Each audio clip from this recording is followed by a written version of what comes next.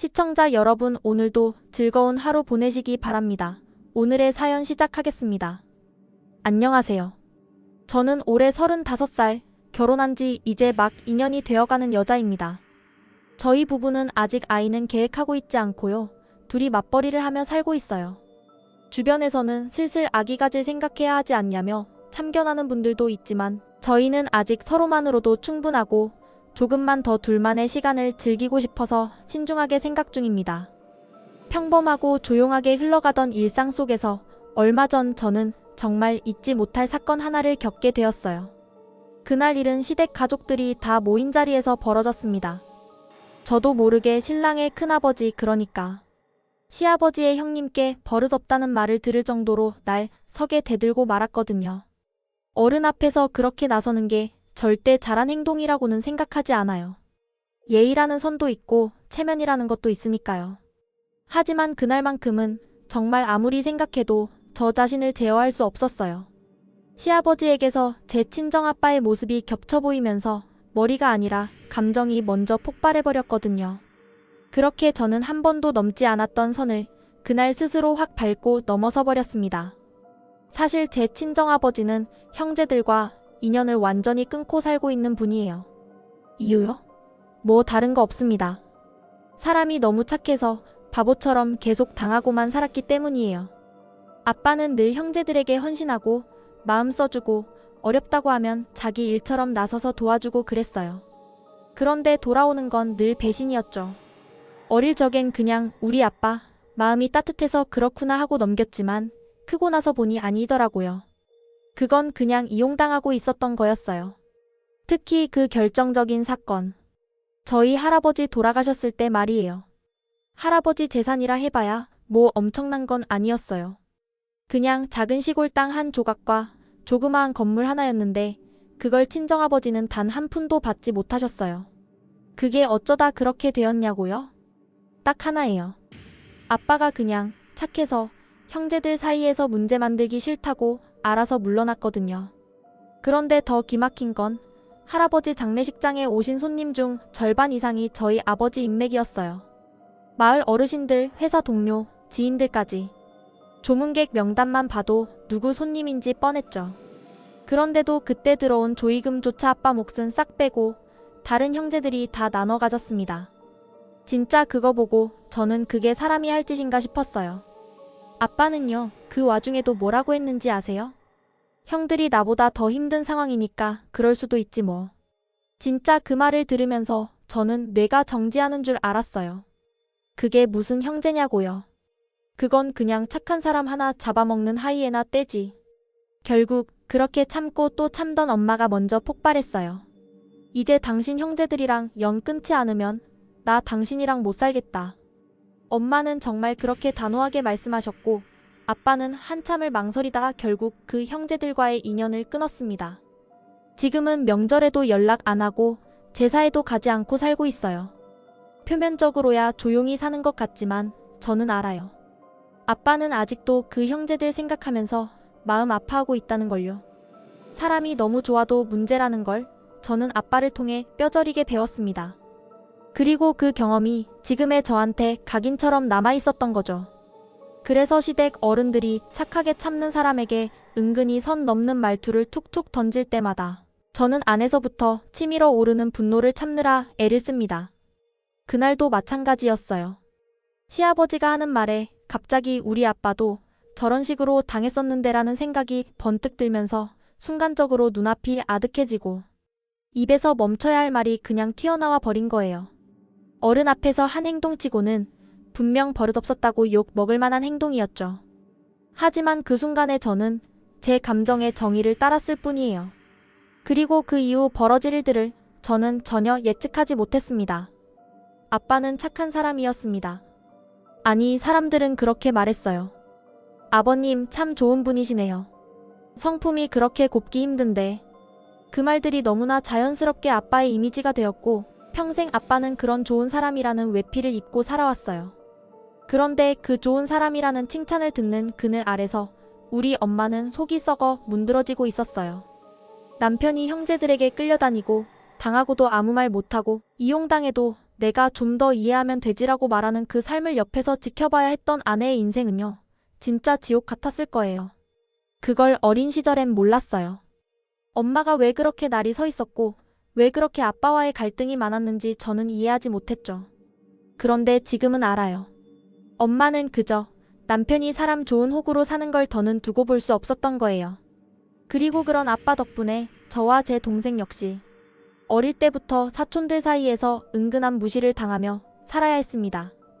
말끝마다 은근히 얕잡아보는 태도, 장난이라며 내뱉는 조롱 섞인 말들, 그리고 가족 모임에서 자꾸만 주변부로 밀려나는 우리 남매의 자리. 그때는 그게 왜 그런지 몰랐어요. 그냥 내가 너무 예민한 건가, 우리 가족이 유난히 조용해서 그런가 생각했죠. 하지만 지금 생각해보면 그건 분명 사람 좋은 아빠의 오랜 이미지가 만든 가계적 수능 구조였어요. 사람 좋은 아빠, 그래서 함부로 해도 되는 가족. 그게 우리가 쓴 패밀리 네임이었으니까요. 결국 저는 사춘기 때 폭발하고 말았어요. 작은 아빠, 고모들, 그 모든 가족들 앞에서 말 그대로 난리를 쳤어요. 눈물? 없었고 분노만 있었죠. 부들거리는 목소리로 대들지 않았어요. 내가 쌓아온 말들을 정확하게, 날카롭게 그 자리에 쏟아부었어요. 우리 아빠 무시하지 마세요. 우리 가족 이제부터 만만한 사람 아니에요. 그날 이후 놀랍게도 사촌들이 더 이상 저와 동생을 무시하지 않더군요. 싸늘해진 시선은 있었지만 우릴 건드리는 일은 없었어요. 그날 밤 엄마가 조용히 제 방에 들어와 잘했다고 말하며 등을 한 번 쓸어주던 그 순간 저는 처음으로 알게 되었어요. 사람이 세상을 살아가려면 착하기만 해서는 안 된다는 걸. 지랄 맞을 땐 지랄 맞게 터트릴 줄도 알아야 한다는 걸. 그리고 그런 깨달음은 성장 이후 제 인간관계 안에서 계속 반복됐어요. 고등학교, 대학교, 사회생활로 이어지는 시간 속에서 저는 나와 비슷한 사람들을 끌어당기고 있었고 또 그런 사람들과 함께하고 있다는 걸 어느 날 문득 깨달았거든요. 지금까지도 연락을 이어가고 가끔 만나 밥을 먹고 수다를 떠는 친구들을 보면 하나같이 집안 분위기가 우리 집과 비슷하더라고요. 착한 아버지, 속 터지는 어머니, 형제들과의 단절, 시큰둥한 사촌관계. 그리고 그런 부모님 밑에서 자란 우리는 다들 이상하게도 비슷한 성격과 가치관을 공유하고 있었어요. 그 친구들 얘기를 들어보면 더 놀라워요. 우리 엄마도 외삼촌들이랑 인연 끊었어. 우리 아빠도 큰아버지한테 매번 당하더니 결국 지금은 제사도 안 가. 세상엔 나 혼자만 이런 줄 알았는데 아니더라고요. 그리고 더 충격적인 건 그런 집들마다 경제적인 수준도 고만고만하다는 거예요. 나보다 잘 사는 집은 형제관계도 끈끈하고 부모님들이 자기 몫은 딱 챙기며 살아온 경우가 많더군요. 그걸 보면서 저는 생각했어요. 내 인생을 내가 만든다고 믿었는데 알고 보니 부모님의 방식이 내 삶의 벡터를 미리 결정해 놓은 건 아닐까. 그 깨달음이 씁쓸했지만 너무도 명확해서 한동안 멍하니 그 생각만 하며 살아간 적도 있어요. 착한 부모 아래서 자란 나는 왜 자꾸만 미안하지만 여기까지입니다 라는 말을 못하게 되었고 왜 사람들에게 불편한 이야기를 꺼내는 걸 망설이게 되었는지 왜 남의 눈치를 보면서도 늘 웃어야만 한다는 강박이 따라다녔는지 그 모든 것들이 착한 아빠로부터 무너진 엄마 그리고 눈치 보며 자란 딸인 저에게로 이어져 왔다는 걸 말이죠.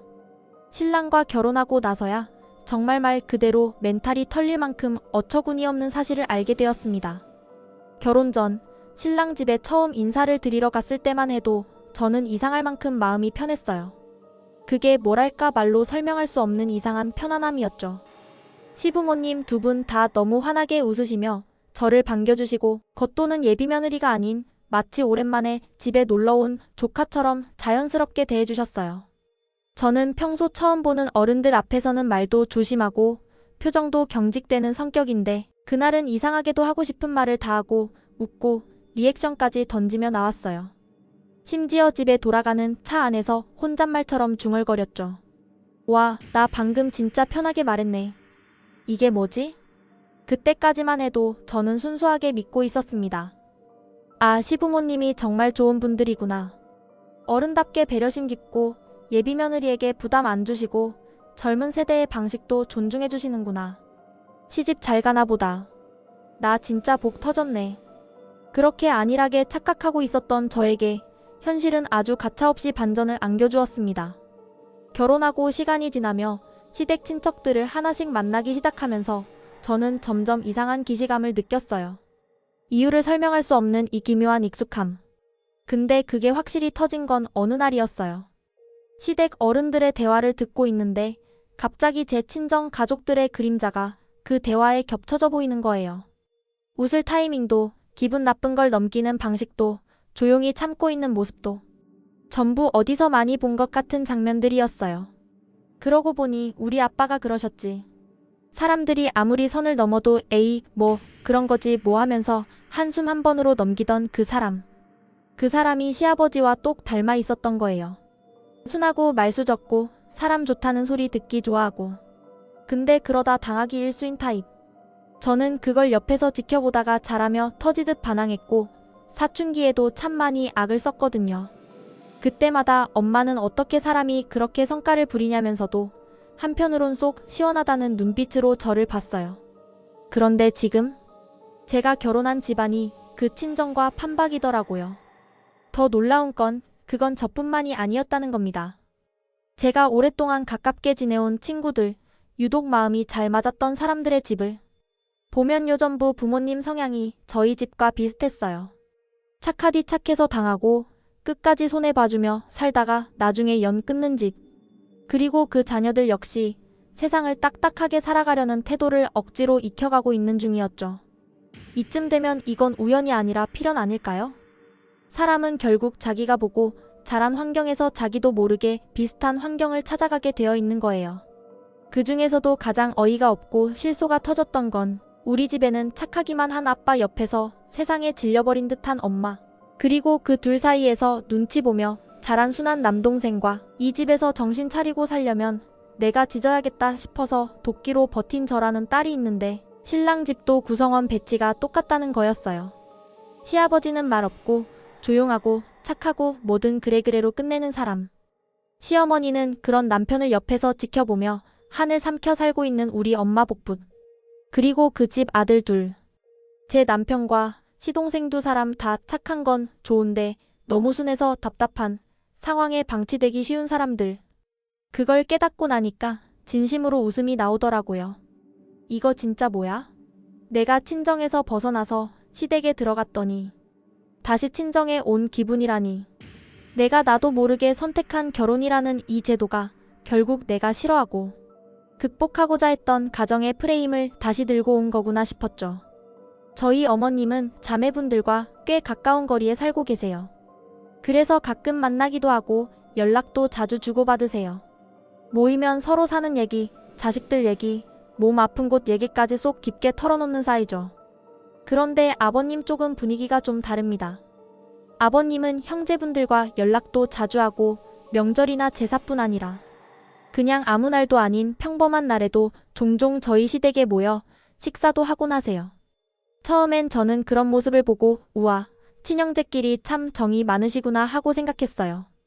그런데 그 따뜻해 보이는 장면의 이면을 알고 나니 이제는 솔직히 정이 많다기보다는 이기심이 많다고 느껴질 때가 훨씬 더 많아요. 제가 신랑에게 무심코 물은 적이 있었어요. 아버님 형제분들 모이면 음식은 누가 준비하세요? 그랬더니 신랑이 툭 던지듯 말하더라고요. 누가 하긴 엄마 혼자 다 하지. 명절이나 제사 때도 그렇고 도와주는 사람 없었어. 그 말을 듣고 저는 순간 아찔했습니다. 평일 저녁, 명절, 제사 무슨 날이든 아버님 형제들이 시댁에 모이면 음식은 항상 어머님 혼자 준비하셨다는 겁니다. 심지어 그 모임이 외식이 아닐 경우 그 많은 형제 중 누구 하나 일찍 와서 상 차리는 걸 돕거나 뒤처리를 거두는 사람은 단 한 명도 없었다는 거예요. 그러니까 이건 뭐 가족 모임이 아니라 그냥 집밥 레스토랑 운영하는 둘째 며느리네 집인 거죠. 진짜 경악스러운 건 그 다음이에요. 어머님이 그런 수고를 다 떠안고 계신 분인데도 심지어 큰 며느리가 아니시라는 거예요. 예, 맞습니다. 저희 어머님은 둘째 며느리세요. 그런데 집안 제사며 명절 대소사를 도맡아 온 건 어머님이셨어요. 왜냐고요? 큰어머님은 시집 오셨을 때부터 집안에 무슨 일만 생기면 몸이 아프셨대요. 말 그대로 일이 있을 때마다 아픈 사람이 되셨고 결혼 후 몇 년 지나면서는 굳이 아프다는 핑계조차 댈 필요가 없을 정도로 일을 안 하는 사람으로 굳어지셨다는 겁니다. 가족들 모두가 저분은 안 하는 사람이라고 받아들이게 된 거죠. 아버님은 형제들 중 둘째이신데도 시조부모님 돌아가신 후에 제사까지 맡게 되셨고 그 뒤에 모든 가족 대소사도 자연스럽게 저희 어머님 몫이 되어버린 겁니다. 그런 상황 속에서도 어머님은 조용히 모든 걸 감내해 오셨어요. 말수가 적거나 성격이 순해서 그런 것도 아닙니다. 오히려 어머님은 우리 친정엄마처럼 불같고 말도 빠르고 감정 표현도 확실하신 분이에요. 그런데도 그렇게 조용히 다 해오신 이유는 단 하나였어요. 자식들 잘 되라고. 내가 나서서 말만 듣지 말고 조용히 하자. 그 말씀이 아직도 귓가에 선명하게 남아있어요. 그런데요, 그 희생을 바라보는 고모님들의 반응은 또 경악스럽습니다. 저희 시댁에는 고모님이 2분 계신데요. 어머님 말씀으로는 단 한 번도 그분들에게 고맙다는 말을 들어본 적이 없다고 하셨어요. 명절마다 허리 휘도록 일하고 제사 준비로 며칠을 병원 침대처럼 소파에서 눕고 손님 접대 끝에 두통에 시달리던 날조차 고모님들 입에서는 고맙다는 말 대신 언제 밥 되냐? 는 말만 나왔다는 거예요. 진짜 아이러니한 건요. 만약 그 집안 대소사를 도맡아 하는 사람이 큰 며느리였다면 그래도 좀 체면상 감사 인사 정도는 하지 않았을까 싶어요. 근데 둘째 며느리니까요. 원래 안 해도 되는 사람이 하는 거니까 당연한 게 돼버린 거죠. 너무 뻔뻔한 이야기지만 그런 인식이 아직도 가족이라는 이름 안에서 벌어지고 있어요.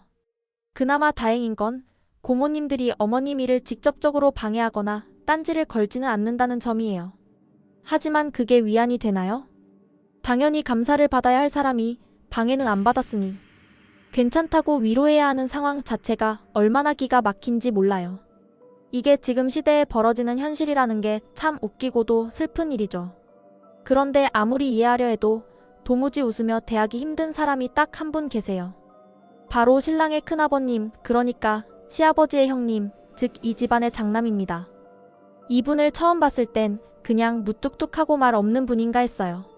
근데 시간이 갈수록 알겠더라고요. 이건 무뚝뚝함이 아니라 책임은 안 지면서 권위만 챙기려는 전형적인 장남 특유의 습관이라는 걸요. 일단 집안의 대소사에 일절 관여하지 않으세요. 제사든 차례든 가족 모임이든 준비는 일도 안 하시면서 정작 상 차려지면 제일 먼저 자리 잡고 앉아 음식을 드세요. 그것도 그냥 드시는 정도가 아닙니다. 꼭 제일 많이 싸가세요. 말 그대로 뒷짐지고 오셔서 음식만 챙겨가시는 분이에요. 이런 분이 제사만 되면 또 딱 앞에 나서서 내가 장남이니까라는 포즈로 제주자리에 앉아 의젓하게 절을 올리시죠. 그 순간만큼은 이 집안을 대표하는 장손처럼 행동하세요. 그런데요, 바로 그 제사상은 누가 차렸냐고요? 저희 어머님이요. 그 많은 음식 하나하나 어머님 손이 안 닿은 게 없고 준비 과정에서 땀 흘리고 허리 굽히고 앞치마 두르고 분주하게 뛰어다닌 건 죄다 어머님이셨거든요. 그런 상 앞에서 본인은 입만 가지고 오셔서 이건 너무 짜네, 저건 간이 안 맞네, 모양이 이게 뭐야. 이런 말들만 늘어놓으십니다. 참고로 직접 손댄 음식은 하나도 없으세요. 가족이라는 이름으로 남의 수고를 평가하는 걸 당연하게 여기는 모습 정말 볼 때마다 분노가 치밀어 올라요. 더 기가 막힌 건 이 집안의 재산분배 구조입니다. 시아버님 말씀으로는 돌아가신 시조부모님의 유산, 그러니까 시골집 하나랑 옆에 딸린 조그마한 밭 한 떼기, 그걸 전부 큰아버님이 혼자 상속받으셨다고 해요. 아니 말이 좋아 상속이지, 밭은 이미 오래전에 팔아치우고 본인이 다 쓰셨고 남은 시골집은 재산이라고 말하기도 민망한 수준인데 그것조차 장남이니까라는 이유 하나로 본인이 단독으로 가져가셨다는 겁니다. 더 웃긴 건 뭔지 아세요? 아무도 그 일에 대해 이의를 제기하지 않았다는 거예요. 아버님의 다른 형제분들, 즉 저희 시삼촌들이요. 뭐 별거 아니니까 그냥 형님 가지세요 하고 넘기셨대요. 그러니까 희한하죠? 재산 받을 땐 다 양보하고 일할 땐 다 물러서고 근데 제사상 앞에만 서면 갑자기 장남의 무게를 지겠다고 나서는 분. 그런 걸 보고 자란 저는 당연히 시댁 분위기에 조금씩 기름칠을 해줘야겠다는 생각이 들었어요. 신랑과 결혼한 후 시부모님이 친정부모님과 너무도 닮아 있어서 처음엔 정말 편했거든요. 어머님은 처음엔 저를 조금 어려워하셨어요. 말도 조심조심, 행동도 살피시고 뭔가 며느리에게 실수하면 안 되겠다는 긴장감이 느껴졌거든요. 근데 아버님은 완전 반대셨어요. 저만 보면 입이 귀에 걸려요. 그 해벌쭉한 미소는 말 그대로 우리 집 딸 보는 표정이에요. 그래서 저는 어느 순간부터 지랄 맞은 딸 역할을 자처하기 시작했어요. 어머님이 못하시는 잔소리를 제가 대신하고 아버님이 너무 순해서 놓치는 부분들을 제가 톡 쏘듯 찔러요. 예를 들면 아버님, 그렇게 또 음식 싸가시면 어머님 힘들어요. 아버님, 다음부터는 최소한 식기라도 정리해주세요. 이런 식으로요. 그런데 재미있는 건 아버님이 그런 저의 말에 기분 나빠하지 않으신다는 거예요. 오히려 허허그치 그래야지 하면서 웃으세요. 진짜 애정 어린 장난처럼 받아들이시더라고요. 그리고 그런 저를 어머님이 말은 안 하셔도 은근히 흐뭇하게 바라보세요. 말은 안 하시지만 표정에서 다 읽혀요. 그래, 나는 못하지만 누군가는 저 사람한테 바른 말 좀 해야 돼라는 그 시원한 감정이. 저는요, 어머님의 그 조용한 박수, 그 무언의 지지 속에서 이 집안에서의 내 역할을 더 확신하게 되었어요. 얼마 전 추석에 정말이지 어이가 없고도 재미있는 일이 하나 있었습니다. 사실 저희 어머님은 명절을 앞두고도 전날 언제까지 와서 음식을 해야 한다라든가 몇 시까지 도착해라 같은 말씀을 절대 먼저 꺼내지 않으세요. 명절 일정을 미리 짜거나 며느리에게 지시를 내리는 분도 아니고요. 하지만 제가 누구보다도 잘 알죠. 시동생이 돕는다고는 해도 결국 어머님 혼자서 그 많은 음식 다 하실 거라는 걸요. 그래서 저는 이번 추석에도 당연하다는 듯 아무 말 없이 아침부터 일찍 시댁으로 향했습니다. 어머님과 함께 장을 보고 들어와서는 전 부치고 탕 끓이고 과일 손질까지 하루 종일 쉴 틈 없이 음식 준비를 도왔어요. 그날은 시댁에서 하룻밤을 자고 다음날 새벽부터 다시 정신없이 움직이기 시작했습니다. 이른 아침 차례상을 차리느라 양손은 기름 범벅이고 이마엔 땀이 줄줄 흐르는데 다 차려질 무렵이 되니까 마치 맞춘 듯이 큰아버님 댁 식구들이 오시더군요. 말 그대로 딱 먹기 좋을 타이밍에 오셔서 인사 몇 마디 나누고는 바로 차례 지내고 그 뒤엔 자연스럽게 식사 자리에 앉으셨어요. 그리고 그때부터 시작됐죠. 언제나처럼 큰아버님 특유의 셀프 찬양 퍼레이드가요. 식탁 위 음식이 식을 틈도 없이 본인 자랑, 자식 자랑이 난무했어요. 심지어 말이 고운 것도 아니고 밥풀 튀기면서 입에 있는 걸 마구 내뱉으시는데 그 와중에 저희 신랑을 비하하는 뉘앙스의 말까지 섞어서 하시더라고요. 듣자 하니 어디서 들으셨는지 신랑 회사가 작다는 얘기를 아셨는지 이직해야지 요즘 세상에 그런 회사가 평생 직장이냐. 능력 좀 더 키워라. 요즘은 경쟁력 없으면 살아남지도 못해라며 완곡한 조언인 척 신랑을 슬슬 깎아내리기 시작하셨어요. 처음엔 명절날 큰어른 말씀 듣는 거니까 참자하고 넘기려 했어요. 근데 곧이어 큰아버님 입에서 나온 말들이 점점 가관이더라고요. 나는 군인으로 퇴직해서 연금이 얼마인지 아냐? 나라에 충성한 사람은 이렇게 대우를 받는다.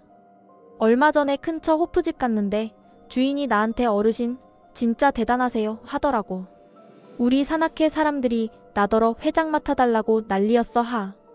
그걸 듣는 순간 속에서 뭔가 확 끓어오르기 시작했습니다. 아니 그래서요?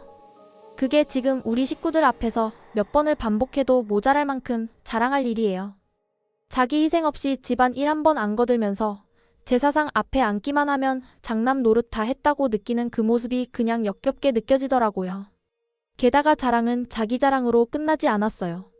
젊은 시절 부사관 시험 보면서 얼마나 열심히 했는지, 누가 어떻게 경쟁자였고 자신이 얼마나 단단한 훈련을 했는지를 아는 사람 다 아는 전설처럼 늘어놓는데 이게 무슨 민방위 아저씨 버전 드라마도 아니고 그냥 헛웃음만 나오더라고요.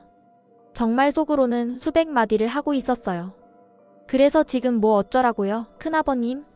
그 시절 무용담을 이 식탁에서 몇 번 더 들어야 끝나는 건가요? 근데 정작 옆에 앉아있는 제 신랑은요. 그 모든 말을 그냥 묵묵히 듣고만 있었어요. 그 흔한 고개 끄덕임도 없이 눈동자조차 흔들리지 않고 말이에요. 입에 밥을 넣고 씹고 또 씹고. 그 장면을 보는데 저는 진심으로 혈압이 치솟는 걸 느꼈습니다. 속으로 외쳤죠. 야, 그런 소리 들으면서도 밥이 넘어가냐? 진짜 사람이야, 뭐야? 이영아. 입에선 꿀꺽 소리가 나는데 속에서는 쿵쿵 울리는 분노가 터지고 있었어요. 왜 너는 반응이 없는데 나만 이렇게 속이 뒤집히냐? 그게 더 열받더라고요. 정말이지 남편이 아니라 내가 식탁에 박차고 일어나야 할 판이었어요. 저는 더 이상 못 참겠다는 생각에 조심스럽게 입을 열었습니다. 아니, 사실 조심스럽다고 말은 했지만 제 목소리 톤과 말끝에 실린 감정은 이미 그 자리에 있는 사람 누구라도 느낄 수 있을 만큼 날이 서 있었을 거예요. 큰아버님, 하나 여쭤봐도 돼요? 제가 말을 꺼내자 큰아버님이 고개를 끄덕이시더군요. 그래서 저는 아주 천천히 또박또박 물었습니다. 큰아버님 때는 부사관이라는 직업이 그렇게 대단한 거였어요? 제 친구들 얘기 들어보면 요즘엔 훈련소에서도 부사관은 월급도 적고 일은 많은데 무시당하기까지 해서 아무도 지원 안 하려고 한다던데요. 요즘처럼 취업이 어려운 시기에도 부사관 하겠다는 사람이 많지는 않다던데 큰아버님 세대에는 정말 특별한 직업이었나 봐요. 말끝을 흐리지 않고 정확히 마무리하고 나니 옆에 계시던 어머님이 갑자기 말투에 힘을 주며 웃으시면서 거들어 주셨습니다. 야야, 우리 때도 너희 때랑 딱히 다르지 않았어. 부사관이면 뭐 그렇게 대단하다고 하는지 나도 모르겠어. 그 말에 저는 한층 더 자연스럽게 말을 덧붙였어요. 맞아요. 저희 친척 중에도 부사관으로 근무하신 분 있었는데요. 그분도 늘 생활이 빠듯하셔서 그런지 말수도 없고 꽤 인색하셨어요. 박봉이 원래 심하다고 들었거든요. 제 말이 끝나자 분위기가 뚝 떨어졌습니다. 큰아버님이 방금 전까지만 해도 밥풀 튀겨가며 얘기하시던 기세는 온데간데 없고 마치 벼락 맞은 것처럼 멍하니 자리에 앉아 계시더라고요. 식탁에 앉아있는 사람들 몇 명이 눈치를 슬쩍 보며 분위기를 수습하려는 기색도 있었지만 저는 이미 작심한 상태였어요. 이어서 태연하게 이렇게 말했죠. 근데 부사관이라는 명칭이 원래 하사관이었잖아요. 그 이름 바뀐 데에는 뭔가 이미지 개선이나 체계 개편 같은 이유가 있지 않았을까요? 그렇게 직업 명칭을 바꾸는 게 흔한 일은 아닌데 말이죠. 순간 공기 자체가 멈춘 것처럼 정적이 흘렀어요. 어머님은 입꼬리를 간신히 감추시며 고개를 숙이셨고 아버님은 마치 저에게 박수를 쳐주고 싶은 듯한 표정을 하고 계셨어요. 신랑은 말도 못하고 국만 휘저기고 있었고요. 저는 그 침묵 속에서 말하지 못했던 수많은 명절의 울분이 가볍게 정리되는 걸 느꼈습니다. 정색도 고성도 없었지만 그 순간만큼은 제 말이 큰아버님의 가슴 한복판에 제대로 꽂혔다는 걸 직감했어요. 그리고 그게 바로 제가 원했던 딱 그 장면이었습니다. 그러자 큰아버님은 당황한 기색을 감추지 못하시더니 말까지 더듬으시며 제가 뭘 잘못 알고 있는 것 같다는 말부터 꺼내시더라고요. 그러고는 갑자기 화제를 휙 돌리셨습니다. 그니까 이번에 산소에 가져갈 음식들 잘 좀 챙겨야 해. 지난 명절에는 종이컵 소주잔이 안 들어있어서 일반 종이컵에 술을 올릴 수밖에 없었거든. 그건 좀 아니지 않냐? 저는 그 말 듣고 순간 이때다 싶었어요. 산소에 올릴 술잔이 종이컵이었다는 게 지금 이 상황에서 문제의 본질이라고 생각하시는구나. 그런 쓸데없는 걸 문제 삼으면서 본인의 체면이나 권위는 어떻게든 되살려보려는 모습이 진심으로 우습게 느껴졌어요. 그래서 바로 받아쳤습니다. 큰아버님, 어머님이 이번에도 차례 음식 혼자 다 준비하셨어요. 새벽부터 일어나서 음식하시고 손님 맞이까지 하신 분이신데요. 그런 상황에서 작은 소품 하나 빠질 수도 있죠. 사람이 기계가 아니니까요. 저는 일부러 말끝을 부드럽게 처리하면서도 논리로 꽉 조이는 방식으로 말을 이어갔어요.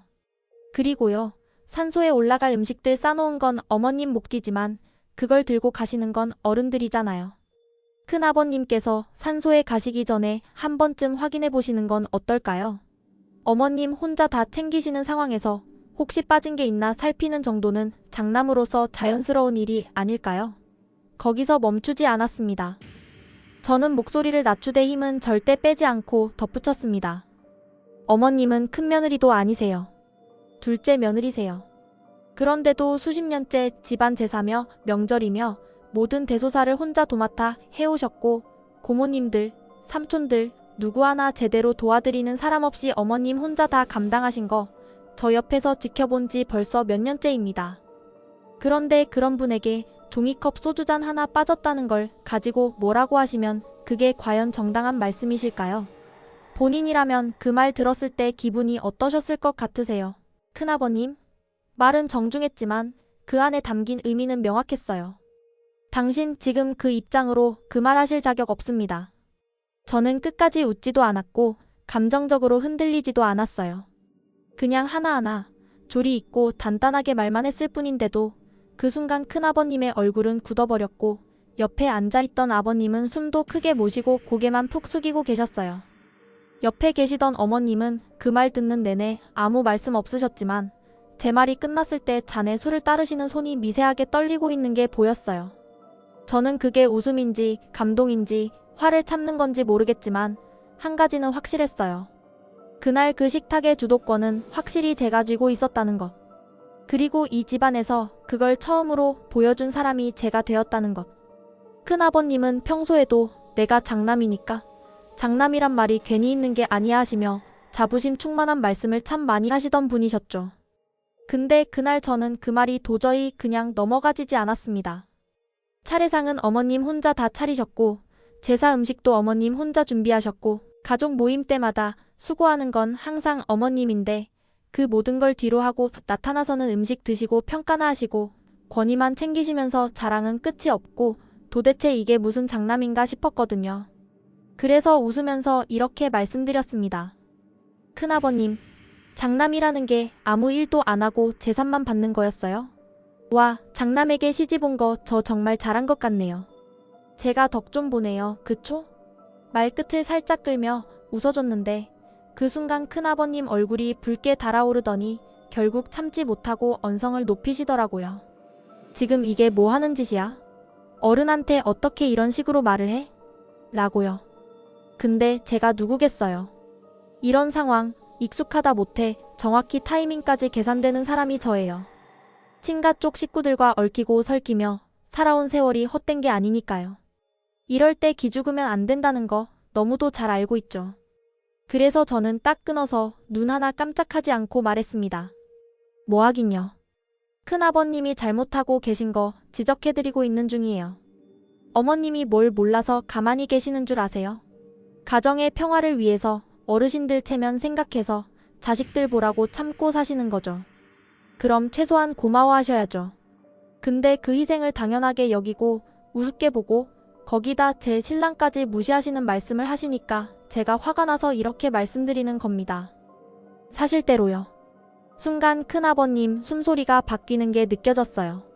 속이 끓어올라서 견디기 힘드실 때 나오는 그 숨소리요. 그리고 한 박자 늦게 아주 짜증스럽고 비꼬는 말투로 한마디 하셨죠. 며느리 한번 잘 들어왔네. 말투부터 완전 비아냥이었는데요. 그 타이밍에 어머님이 갑자기 그 말꼬리를 받아치시더라고요. 그럼요. 아주버님 우리 새아가 참 잘 들어왔죠. 저도 늘 그렇게 생각했어요. 말투는 부드러웠지만 그 안에 담긴 뜻은 저만 알아들을 수 없을 정도로 칼처럼 예리했어요. 그래서 저도 거기 맞춰서 마지막 칼날 한 번 더 뽑았죠. 에이 어머니 제가 뭐 잘하는 게 있나요? 그냥 인간으로서 기본 도리만 정확히 알고 있을 뿐이죠 하고는 환하게 웃었습니다. 그 웃음 속엔 짜릿한 쾌감이 그대로 담겨 있었어요. 그 순간 큰아버님은 자리에서 벌떡 일어나시더니 큰어머니 손을 잡고 우린 집에 간다 하시고는 그대로 대문을 향해 걸어가셨어요. 아버님이 다급하게 뒤따라가시며 아니 산소는 어쩌시고요? 다 같이 가야지라고 말리셨지만 큰아버님은 듣지도 않고 등만 보이게 씩씩거리며 댁으로 가버리셨죠. 저는 문 앞까지 따라 나가서 상냥한 목소리로 큰아버님 조심히 들어가세요. 연휴 잘 보내시고요. 하고 인사드렸습니다. 아주 밝은 미소까지 덧붙여서요.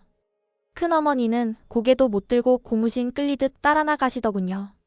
그렇게 큰아버님 내외가 가버리고 분위기는 쏙 빠졌고 남자들은 묵묵히 준비해서 산소에 다녀오셨어요. 아버님, 신랑, 시동생 셋이서 말없이 갔다 오셨고요. 저는 어머님과 함께 상을 치우고 부엌 정리를 하면서 조심스럽게 어머님께 여쭤봤어요. 어머니, 제가 아까 좀 너무했나요? 어머님은 고개를 끄덕이시지도 흔드시지도 않았어요. 대신 한숨을 한번 쉬시더니 이렇게 말씀하시더라고요. 아니야. 잘했어. 근데 말이지, 너 아까 그 얘기도 하지 그랬냐? 큰아버님 예전에 누굴 무시하고 뭐라 했던 거. 그런 것도 한번 얘기해 봤어야지. 그리고 저번에 제사 때 뭐 빠졌다고 짜증낸 거 그것도 꺼냈으면 완전 끝났을 텐데 제가 민망해서 웃자 어머님도 웃으시더라고요. 그 웃음 속엔 몇십 년 참고 살아온 여자의 카타르시스가 분명히 담겨 있었어요. 그래서 저는 어머님께 정색하면서 말씀드렸어요. 어머니 앞으로는 그런 얘기 직접 하셔야 해요. 제가 대신 나서면 그때뿐이지 결국은 어머님 속만 더 썩어들어요. 그리고 제가 이러는 이유 딱 하나예요. 친정에서 저희 엄마가 그렇게 사셨어요. 착하게 얌전히 늘 참기만 하면서요. 저는 그 자리에서 예전에 친정에서 있었던 일들을 어머님께 처음으로 꺼내놓았습니다. 아빠 형제분들이 어떤 식으로 행동했는지, 엄마가 어떻게 속을 다 사기며 참고 살아오셨는지, 그리고 그 결과로 저와 동생까지 어떻게 무시받으며 자랐는지를 조곤조곤 말씀드렸어요. 전 그게 너무 싫었어요. 엄마가 억울한 일을 겪으면서도 꾹 참는 걸 보면서 자라니까 제가 더 분노 조절이 안 되는 사람이 된 것 같기도 해요. 근데 지금 우리 엄마요? 이제는 아무도 못 건드려요. 하고 싶은 말 다 하고 기분 나쁜 일 있으면 정색하고 말하시고 그러고 사세요. 솔직히 이제야 진짜 우리 엄마답게 사시는 것 같아서 제가 다 속이 시원하더라고요. 그 얘기를 듣던 어머님이요. 눈이 동그래지시더니 마치 다른 세계 사람 얘기 듣는 것처럼 놀라운 표정을 지으셨어요. 진짜 그렇게 살아도 되는 거야? 하시면서요. 저는 웃으며 말씀드렸죠. 그럼요, 어머니. 왜 안 돼요? 나이 들면 더 당당하게 사셔야죠. 그동안 참고 사신 세월만 해도 대단하신데요. 이제는 좀 누려야죠. 어머님은 한참을 고개를 끄덕이시더니 조용히 이렇게 말씀하시더라고요. 알겠어. 고마워. 진짜 고마워, 세아가. 그 뒤로요, 완전히 새로운 국면이 시작됐습니다. 추석 다음 날부터 어머님이 하루에 한 번은 꼭 전화를 주세요. 처음엔 무슨 일 있나 싶었는데 알고 보니 그냥 저랑 수다 떨고 싶으셔서 전화하신 거더라고요.